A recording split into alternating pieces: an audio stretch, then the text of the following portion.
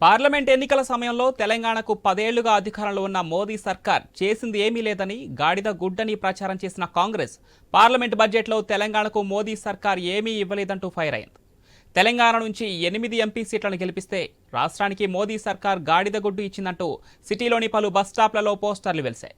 Greater హైదరాబాద్లోని పలు బస్టాండ్లకు హోర్డింగ్లను గాడిద గుడ్డు పోస్టర్లు దర్శనమిచ్చాయి. అయితే ఎంపీ ఎలక్షన్ క్యాంపెయిన్లో గాడిద గొడ్డును ప్రధానంగా వాడుకోగా మళ్లీ ఈ అంశం తెరపైకి రావడం ఆసక్తికరంగా మారింది.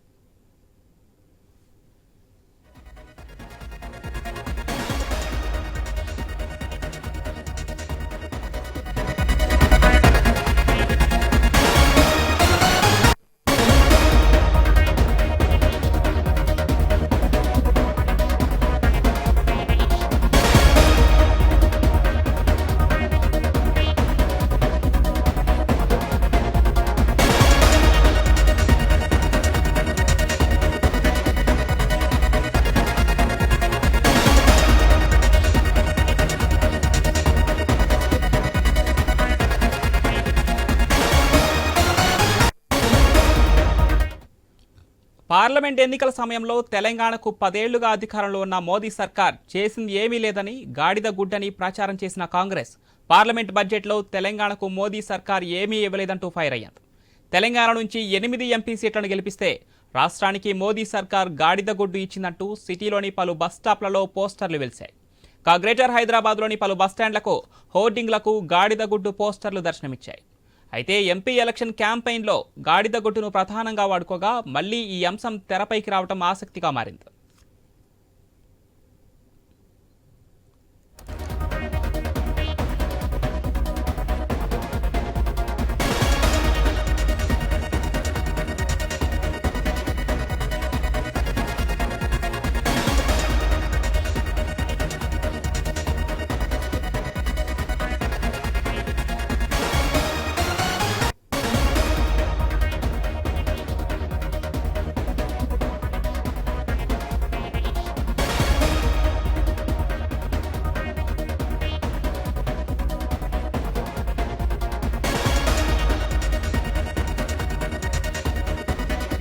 పార్లమెంట్ ఎన్నికల సమయంలో తెలంగాణకు 10 ఏళ్లుగా అధికారంలో ఉన్న మోదీ సర్కార్ చేసిందేమీ లేదని గాడిద గుడ్డని ప్రచారం చేసిన కాంగ్రెస్ పార్లమెంట్ బడ్జెట్లో తెలంగాణకు మోదీ సర్కార్ ఏమీ ఇవ్వలేదంటూ ఫైర్ అయింది.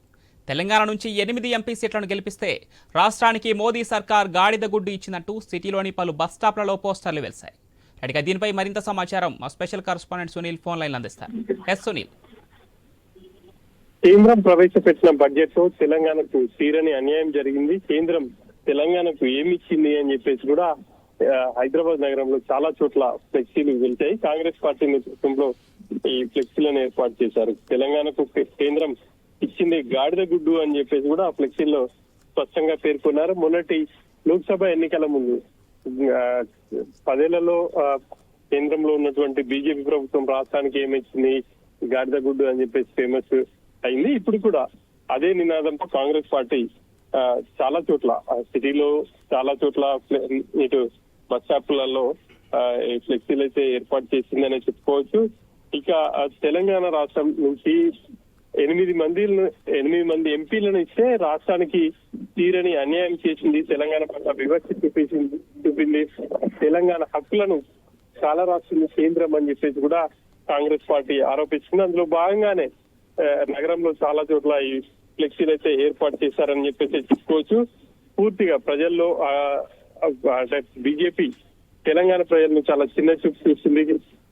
ఇటు రాష్ట్రానికి రావాల్సిన నిధులను కూడా సకాలంలో మంజూరు చేయట్లేదు. ఇక ఈ బడ్జెట్ లో అయితే రాష్ట్ర ప్రజలకు తీవ్రని నిరాశను మిగిల్చింది, హక్కులను చాలా రాసే విధంగా ఉంది అని చెప్పేసి కూడా కాంగ్రెస్ పార్టీ నేతలు ఆరోపిస్తున్నారు. చాలా చోట్ల తెలంగాణకు కేంద్రం ఇచ్చిన గాడిద గుడ్డు అన్న ఫ్లెక్సీలను అయితే ఏర్పాటు చేశారు. ఇవన్నీ కూడా ప్రజల దృష్టిని ఆకర్షించే విధంగా ఉన్నాయని చెప్పుకోవచ్చు. ఇక కేంద్రంపై ఈ రోజు అసెంబ్లీలో కూడా ఒక తీర్మానం చేసి పంపడం జరిగింది. కేంద్రానికి పంపుతామని చెప్పేసి దీంట్లో అన్ని పార్టీలను భాగస్వామ్యం చేసి ఒక అయితే చర్చించారు. ఆ తీర్మానాన్ని కూడా కేంద్రానికి పంపబోతున్నారు.